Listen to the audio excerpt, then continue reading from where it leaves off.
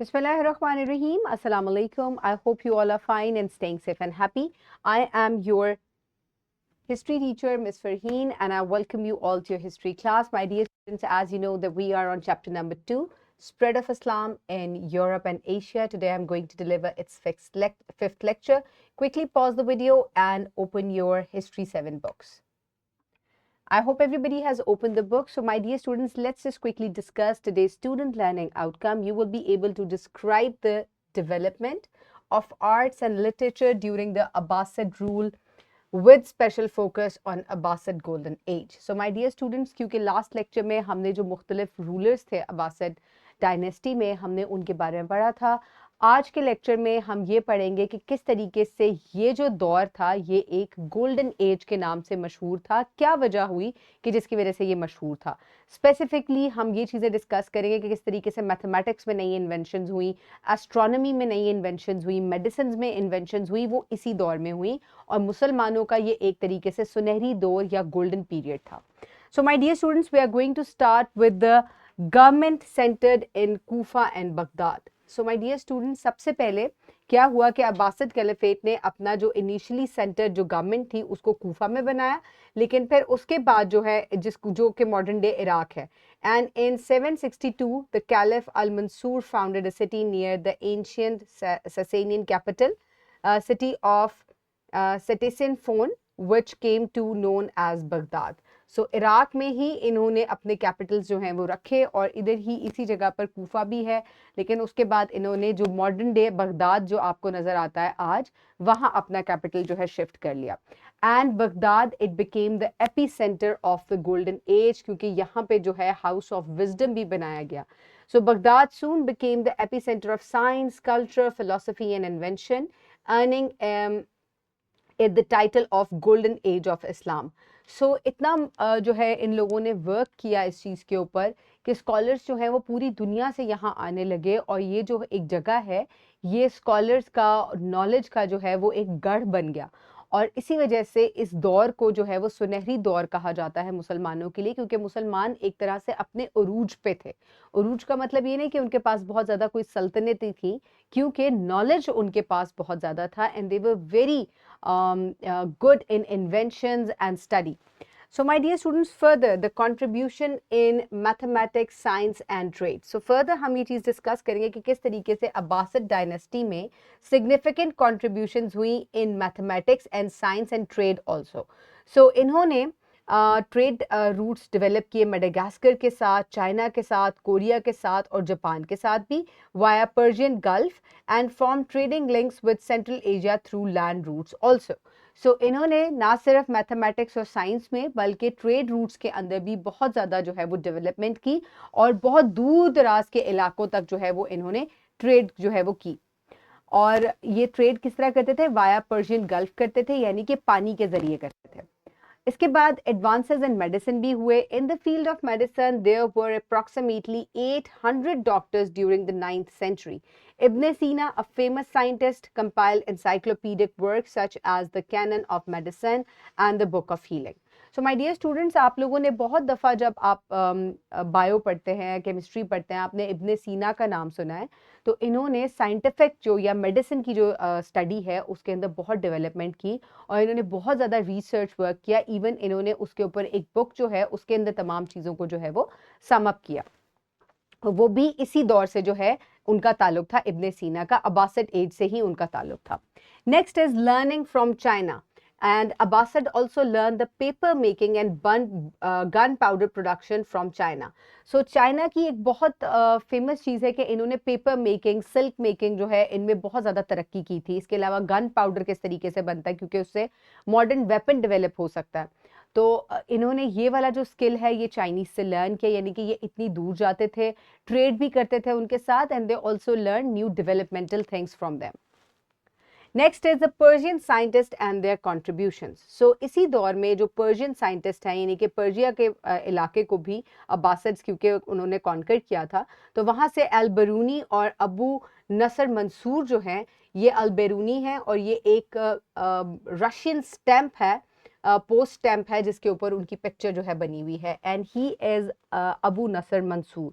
इन्होंने रिस्टोर किया Alexandrine mathematical, geometric and astronomical knowledge को, क्योंकि अलेक्जेंडर जो ग्रेट है वो नॉलेज के ऊपर उसका बहुत ज़्यादा फोकस होता था, और वो जहाँ भी कॉन्क्वेस्ट के लिए जाता था वो अपने साथ बहुत सारे जो हैं वो फिलोसोफर्स और साइंटिस्ट जो हैं उनको साथ रखता था। एस्ट्रोनॉमी में जो है उसने बहुत ज़्यादा जो है वो आगे डेवलपमेंट की थी। तो इन दोनों साइंटिस्ट ने क्या किया था, इन्होंने उसके वर्क को भी प्रिजर्व किया और फर्दर भी इसके अंदर डेवलपमेंट की।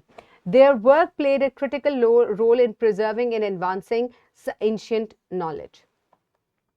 Then comes very famous Jabir bin Hayyan, the father of chemistry. Chemistry में जब भी हम पढ़ते हैं तो हम जाबिर बिन हयान का नाम ज़रूर पढ़ते हैं, क्योंकि इनको father of chemistry भी कहा जाता है, and he belonged to the Abbasid dynasty and he made significant contributions to the development of the early chemical process and theories. So इन्होंने early chemical process और theories जो हैं उनके अंदर बहुत ज़्यादा जो है वो development की थी.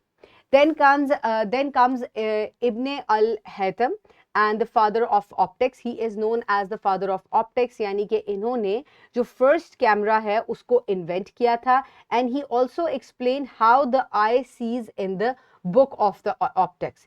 His work laid the foundation for the modern optics and the vision science.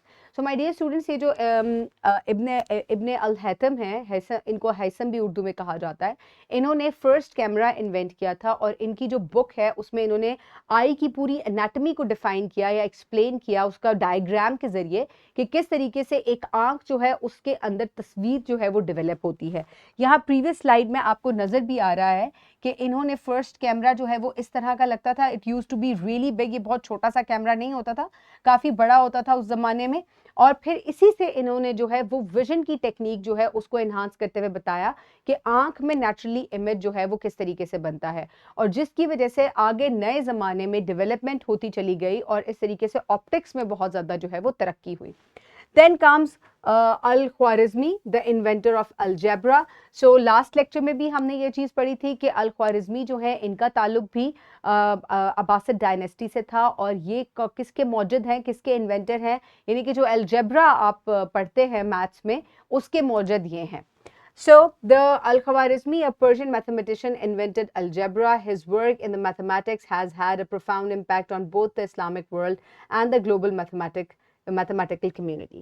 So इनका जो है वो पर्शियन डायनेस्टी से ताल्लुक था, पर्शियन बैकग्राउंड से इनका ताल्लुक था, लेकिन ये क्यों अब्बासिद जो दौर है, अब्बासिद डायनेस्टी का दौर है, इसी में इन्होंने जो है ये अलजेब्रा जो है इसकी इन्वेंशन की थी, और इनका मैथमेटिक्स के अंदर बहुत ज़्यादा जो है वो रोल है।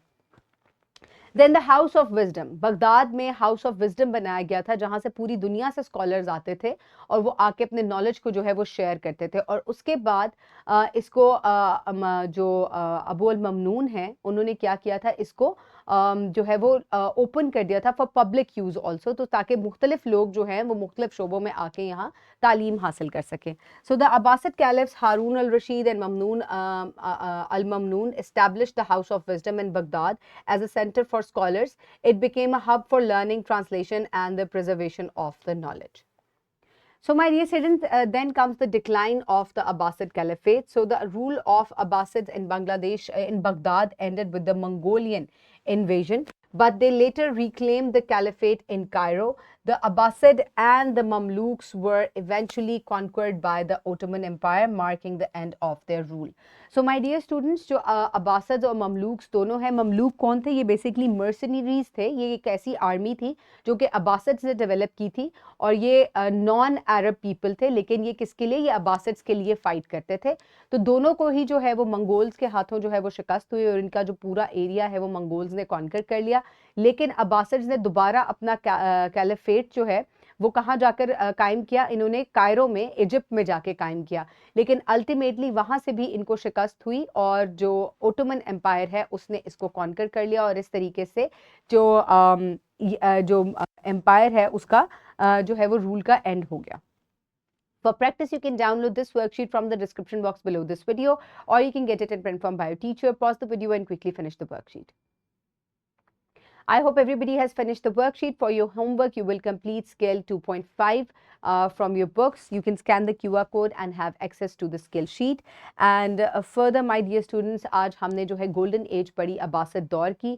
इन्होंने तकरीबन 5 सेंचुरीज तक हुकूमत की और वो पीरियड जो है वो मुसलमानों का गोल्डन पीरियड कहलाता है क्योंकि इसमें बहुत सी ऐसी इन्वेंशंस और ऐसी तरक्की और नॉलेज इतना ज़्यादा स्प्रेड हुआ कि इसको गोल्डन एज कहा गया. So my dear students, I hope you have enjoyed today's lecture. Keep everybody around you safe. Have a good day. Thank you so much and Allah Hafiz.